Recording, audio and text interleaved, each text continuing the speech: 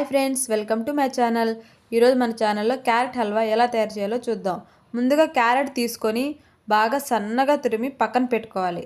ఇప్పుడు స్టవ్ మీద పెనం పెట్టి పెనం బాగా వేడెక్కిన తర్వాత 1 స్పూన్ నెయ్యి వేసుకోవాలి.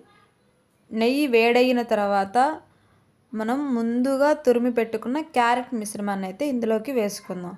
చూసారు కదా, ఇలా వేసుకున్న తర్వాత పచ్చి వాసన వెళ్ళేంత వరకు మనం ఈ క్యారెట్ మిశ్రమాన్ని అయితే బాగా ఫ్రై చేసుకోవాలి ఫ్రెండ్స్.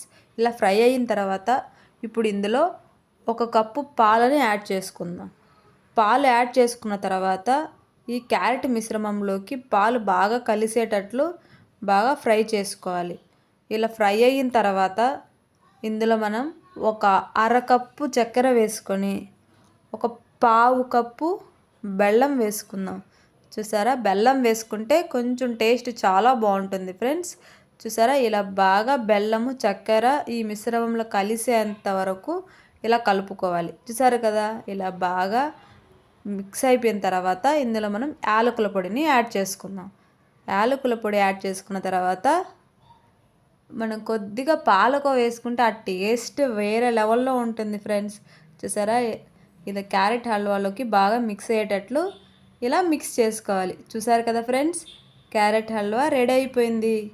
ఎంతో tasty and healthy carrot halwa ready friends. ఈ వీడియో మీకు నచ్చినట్లయితే లైక్ చేసి షేర్ చేసి సబ్స్క్రైబ్ చేసుకోండి ఫ్రెండ్స్. కామెంట్ చేయండి ఫ్రెండ్స్. బాయ్.